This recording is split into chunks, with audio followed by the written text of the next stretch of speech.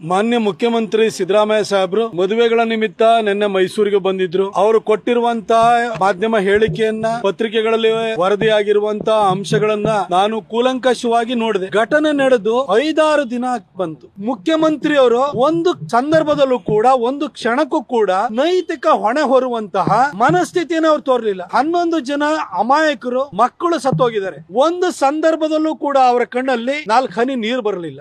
ಅನುಕಂಪದ ಪಶ್ಚಾತ್ತಾಪದ ಮಾತುಗಳು ಬರಲಿಲ್ಲ. ಅವರ ಮಾತಿನಲ್ಲಿ ನೋವು ಕೂಡ ವ್ಯಕ್ತವಾಗಲಿಲ್ಲ. ಸಿದ್ದರಾಮಯ್ಯನವರು ಅವರ ಮನಸ್ಥಿತಿಯನ್ನು ನೋಡಿದ್ರೆ ಅವರು ಅವರ ಕುರ್ಚಿಯನ್ನು ಉಳಿಸ್ಕೊಳ್ಳೋದಕ್ಕೋಸ್ಕರ ಯಾರ ಮೇಲೆ ಬೇಕಾದ್ರೂ ಆರೋಪವನ್ನು ಮಾಡ್ತಾರೆ. ಒಬ್ಬ ಮುಖ್ಯಮಂತ್ರಿ ಸ್ಥಾನದಲ್ಲಿ ಕೂತ್ಕೊಂಡಿರೋನು, ರಾಜ್ಯದ ದೊರೆ ಆಗಿರೋನು, ತಂದೆ ಸ್ಥಾನದಲ್ಲಿ ಕೂತ್ಕೊಂಡು ಎಲ್ಲರ ರಕ್ಷಣೆ ಮಾಡಬೇಕಾದದ್ದು, ಎಲ್ಲರ ಬಗ್ಗೆ ಅಂತಃಕರಣ ಇಟ್ಕೊಳ್ಬೇಕಾದದ್ದು, ಸಂವೇದನೆ ಇಟ್ಕೊಳ್ಬೇಕಾದದ್ದು ಕರ್ತವ್ಯ. ಆ ಸ್ಥಾನದಲ್ಲಿ ಕೂತಿರೋ ವ್ಯಕ್ತಿಯ ಒಂದು ಜವಾಬ್ದಾರಿ ಅನ್ನೋದನ್ನ ಅವ್ರು ಅರ್ಥಕೊಂಡಂಗೆ ಕಾಣಿಸ್ತಾ ಇಲ್ಲ. ಪೊಲೀಸ್ ಅಧಿಕಾರಿಗಳನ್ನ, ಪೊಲೀಸ್ ಕಮಿಷನರ್ ದಯಾನಂದ್ ಅವ್ರನ್ನ, ಅಡಿಷನಲ್ ಸಿಪಿಯನ್ನ, ಡಿಸಿಪಿಯನ್ನ ಸಸ್ಪೆಂಡ್ ಮಾಡಿರುವಂತದ್ದನ್ನ ನನ್ನ ಮೈಸೂರಿನಲ್ಲಿ ಅವ್ರು ಸಮರ್ಥನೆ ಮಾಡ್ಕೊಂಡಿರೋ ರೀತಿ ಆಗಿದೆ. 2 hours ಆದ್ರೂ ಘಟನೆ ನಡೆದು 2 ಗಂಟೆಗಳಾದ್ರೂ ಕೂಡ ನನಗೆ ಮಾಹಿತಿ ಕೊಟ್ಟಿಲ್ಲ ಅಂತ ಹೇಳ್ತಾ ಇದ್ದಾರೆ. ಮಾನ್ಯ ಮುಖ್ಯಮಂತ್ರಿಗಳೇ, ಈ ರಾಜ್ಯದ ಮುಖ್ಯಮಂತ್ರಿಯಾಗಿ ವಿಧಾನಸೌಧದಿಂದ ಕೂಗಳತೆ ದೂರದಲ್ಲಿರುವಂತಹ ಚಿನ್ನಸ್ವಾಮಿ ಸ್ಟೇಡಿಯಂ ನಲ್ಲಿ ಏನು ನಡೀತಾ ಇದೆ ಅನ್ನೋದು ನಿಮಗೆ ಗೊತ್ತಾಗಲ್ವಾ? ಒಂದು 500-600 ಮೀಟರ್ ದೂರದಲ್ಲಿ ಏನ್ ನಡೀತಾ ಇದೆ ಅನ್ನೋದು ಗೊತ್ತಾಗ್ಲಿಲ್ಲ ಅಂದ್ರೆ ನೀವು ರಾಜ್ಯನ ಹೆಂಗ್ ಸರ್ ಸಂಭಾಳಿಸ್ತೀರಿ?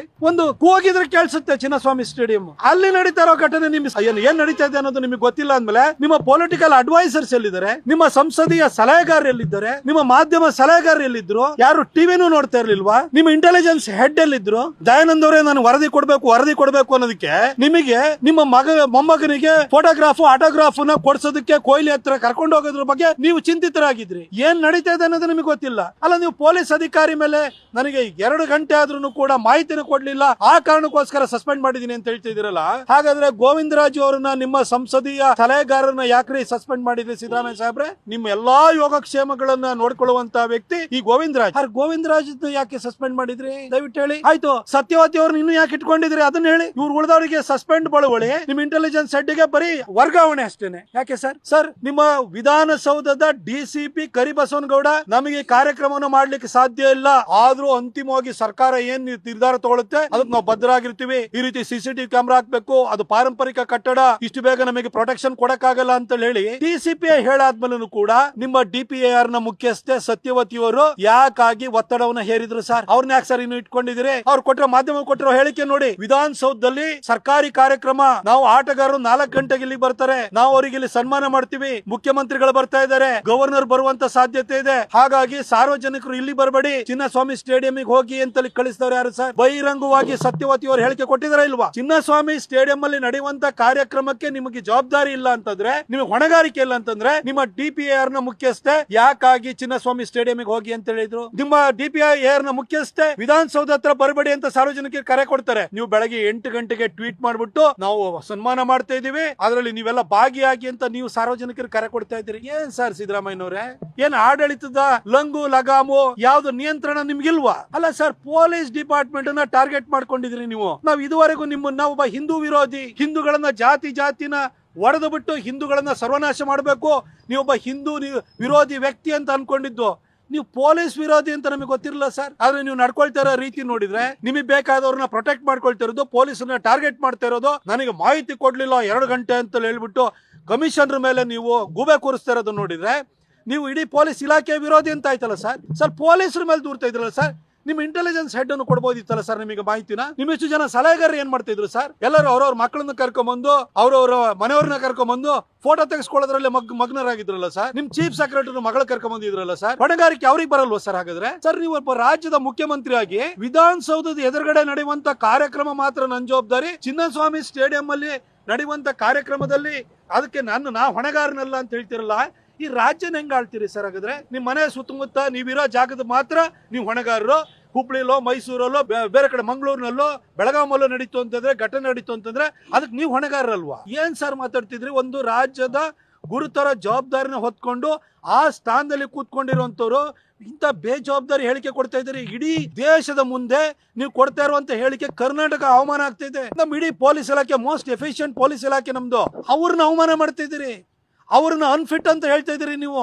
ಅನ್ಫಿಟ್ ಆಗಿರುವಂತದ್ದು ನೀವು ಮತ್ತೆ ನಿಮ್ ಸರ್ಕಾರ, ಆದ್ರೆ ಪೊಲೀಸ್ ಇಲಾಖೆ ಅನ್ಫಿಟ್ ಅಂತ ಹೇಳ್ತಿದಿರಲ್ಲ ಸರ್ ನೀವು. ನನಗೆ ನಿಜವಾಗ್ಲೂ ನಿಮ್ಮಿಂದ ಈ ತರ ನಿರೀಕ್ಷಣೆ ಮಾಡಿರ್ಲಿಲ್ಲ ಸರ್. ನೀವು ಈ ರೀತಿ ನಡ್ಕೊಳ್ತೀರಿ ಅನ್ನೋದನ್ನ ನೋಡಿ ಕರ್ನಾಟಕ ಜನತೆಗೆ ಒಂಥರ ಬೇಸರ ಆಗಿದೆ, ತಲೆ ತಗ್ಸುವಂತ ಪರಿಸ್ಥಿತಿ ಇಡೀ ಕರ್ನಾಟಕಕ್ಕೆ ಬಂದಿದೆ ಸರ್. ಈ ತರ ಘಟನೆ ನಡೀತಾ ಇದೆ ಅಂತಂದ್ರೆ ಇಂಟೆಲಿಜೆನ್ಸ್ ಅವರಿಗೆ ಮೊದಲೇ ಗೊತ್ತಿರುತ್ತೆ ತಾನೆ. ಯಾಕೆಂತಂದ್ರೆ ಬೆಂಗಳೂರಿನಲ್ಲಿ ಹಿಂದಿನ ದಿನ ರಾತ್ರಿ ಇಡೀ ಕುಡಿದು ಪೊಲೀಸರು ಬ್ಯಾರಿಕೇಡು ನಾಕಾಬಂದಿನು ಎಳ್ಕೊಂಡು ಜನ ರಸ್ತೆನಲ್ಲಿ ಹೋಗಿದ್ದಾರೆ. ಇಡೀ ರಸ್ತೆನೆಲ್ಲ ಬಂದ್ ಮಾಡಿದ್ದಾರೆ. ಎಲ್ಲಾ ಕಡೆ ಜನಜಂಗುಳಿ ಸೇರಿದೆ. ಬೆಳಗಿನ ಜಾವದವರೆಗೂ ಪೊಲೀಸರು ಇಡೀ ಬೆಂಗಳೂರಿನ ಕಾದಿದ್ದಾರೆ. ಒಂದು ಸಣ್ಣ ಘಟನೆ ಅವಘಡ ಆಗದಂಗೆ ನೋಡ್ಕೊಂಡಿದ್ದಾರೆ.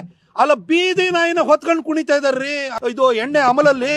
ಅಂತವ್ರನ್ನೆಲ್ಲ ಕಾಪಾಡಿದ್ದಾರೆ. ಇವತ್ತು ಇಡೀ ವ್ಯವಸ್ಥೆನ ನೋಡ್ಕೊಂಡಿದ್ದಾರೆ. ಇನ್ನು ಮರುದಿನ ನೀವು ಪ್ರೊಸೆಷನ್ ಇಟ್ಕೊಂಡ್ರೆ ಅಥವಾ ನಿಮಗೆ ಮರುದಿನ ನಿಮಗೆ ಸನ್ಮಾನ ಇಟ್ಕೊಂಡ್ರೆ ಕಾನೂನು ಸುವ್ಯವಸ್ಥೆನ ಕಾಪಾಡುವಂತದ್ದು ಕಷ್ಟ ಆಗುತ್ತೆ. ರಾತ್ರಿ ಇಂದ ಬೆಳಗಿನ ಜಾವದವರೆಗೂ ಕೂಡ ಪೊಲೀಸರು ಬೀದಿ ನಿಂತ್ಕೊಂಡು ಕಾನೂನು ಸುವ್ಯವಸ್ಥೆನ ಕಾಪಾಡಿದ್ದಾರೆ ಅಂತ ಗೊತ್ತಿದ್ದೀಯಲ್ವಾ. ಅಷ್ಟಾದ್ಮೇಲೆ ಪೊಲೀಸರಿಗೆ ನೀವು ಟೈಮ್ ಕೊಡ್ಬೇಕಲ್ವಾ. ಪೊಲೀಸರನ್ನ ಕರೆದು ನಿಮ್ ಕೈಲಿ ಮಾಡಕ್ ಆಗುತ್ತೆ ಇಲ್ವಾ ಅಂತ ನೀವು ಕೇಳಬೇಕಲ್ವಾ. ನೀವು ಅದ್ ಕೇಳದಲೆ ಕೋಲ್ಕತ್ತಾದಲ್ಲಿ ಅಲ್ಲಿನ ಕೋಲ್ಕತ್ತಾ ನೈಟ್ ರೈಡರ್ಸ್ ಗೆದ್ದಾಗ 2 ದಿನ ತಗೊಂಡಿದ್ದಾರೆ. ಮುಂಬೈ ಇಂಡಿಯನ್ಸ್ ಗೆದ್ದಾಗ್ಲೂ 2 ದಿನ ತಗೊಂಡಾರೆ. ಚೆನ್ನೈನವ್ರು ಗೆದ್ದಾಗ್ಲೂ ಕೂಡ 3 ದಿನ ತಗೊಂಡಾರೆ.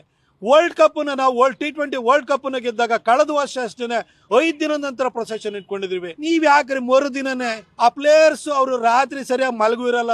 ಅವ್ರನ್ನ ಬೆಳಗ್ಗೆ ಎದ್ದ ಕೂಡಲೇ ನೀವು ಅಲ್ಲಿ ಫ್ಲೈಟ್ ಅಲ್ಲಿ ತುಂಬಿಸ್ಕೊಂಡ್ ಕೊನೆಗೆ ಬಸ್ ಅಲ್ಲಿ ತುಂಬಿಕೊಂಡು ನೀವು ಇಲ್ಲಿ ಎಳ್ಕೊಂಡ್ ಬರ್ಬೇಕಾದಂತ ಅಗತ್ಯ ಏನಿತ್ತು. ಗೆಲುವು RCB ಇದು ಫ್ರಾಂಚೈಸ್ ಇದೆ ಅಂತ ಅನ್ಕೊಳ್ಳೋಣ. ನಿಮಗೆ ಯಾಕೆ ಪ್ರಚಾರದ ಹುಚ್ಚಬೇಕಿತ್ತು? ಇಷ್ಟಾಗಿ ನೀವು ಬೇರೆ ಯಾವ್ದೋ ಫೇಲ್ಯೂರ್ ಅಂತಿರಲ್ಲ. ರಾತ್ರಿ ಇಡೀ ಇಂತಿಂತ ಘಟನೆಗಳು ಸಂಭವಿಸಿದ್ದು ನೋಡಿರುವಾಗ, ಬೀದಿನಲ್ಲಿ ಜನ ಕುಣಿದಿರೋದನ್ನ ನೋಡಿದಾಗ, ಆ ಬೀದಿನಲ್ಲಿರುವಂತ ನಾಯಿಗಳನ್ನೇ ಹೊತ್ಕೊಂಡು ಕುಣಿದಿರುವಂತ ಜನ ನೋಡಿರುವಾಗ ಮರುದಿನ ಇಂಥ ಒಂದು ದೊಡ್ಡ ಪ್ರೊಸೆಷನ್ ಮಾಡಿದ್ರೆ ಲಕ್ಷಾಂತರ ಜನ ಬರ್ತಾರೆ. ಕಾನೂನು ಸುವ್ಯವಸ್ಥೆನ ಕಾಪಾಡೋದು ಕಷ್ಟ ಆಗುತ್ತೆ ಅಂತ ಹೇಳಿ ನಿಮ್ ಇಂಟೆಲಿಜೆನ್ಸ್ ಹೆಡ್ ನಿಮಗೆ ಮಾಹಿತಿ ಕೊಡ್ಬೋದಿತ್ತಲ್ರಿ. ಆ ಇಂಟೆಲಿಜೆನ್ಸ್ ಡಿಪಾರ್ಟ್ಮೆಂಟ್ ನಿಮ್ಮ ಮೂಗಿನ ಕೆಳಗಡೆ ಇರೋದಲ್ವಾ. ಅವರು ಡೈರೆಕ್ಟ್ ರಿಪೋರ್ಟ್ ಮಾಡ್ಕೊಳ್ಳೋದು ನಿಮಗೆ ಹೋಮ್ ಮಿನಿಸ್ಟ್ರಿ ರಿಪೋರ್ಟ್ ಮಾಡ್ಕೊಳ್ಳಲ್ಲ. ಅಲ್ಲಿ ಕೇಳ್ಕೊಳ್ಬೋದಿತ್ತಲ್ಲ. ಬರೀ ದಯಾನಂದ್ ಅವ್ರ ಮೇಲೆ ಬೆರಳು ತೋರಿಸ್ತಾ ಇದ್ದೀರಿ. ಸಿದ್ದರಾಮಯ್ಯನವರೇ ಬರೀ ಬ್ಯಾಕ್ವರ್ಡ್ ಕ್ಲಾಸು ಅವ್ರ ಬಗ್ಗೆ ಉದ್ಧಾರಕ ನಾನು ಅಂತ ಹೇಳ್ತಾ ಇದ್ರಿ. ನಾಯಕ ಜನಾಂಗಕ್ಕೆ ಸೇರಿದಂತಹ ಒಬ್ಬ finest officer, most honest and upright officer Dayanand ಅವ್ರನ್ನ ಆ ವಾಲ್ಮೀಕಿ ಸಮುದಾಯಕ್ಕೆ ಸೇರಿದವ್ರನ್ನ ಇವತ್ತು ಟಾರ್ಗೆಟ್ ಮಾಡ್ತಿದ್ರಲ್ರಿ. ಇದ್ರಲ್ಲೂ ಏನೋ ನಿಮ್ದೇನೋ ರಾಜಕೀಯ ಇದೆಯಾ?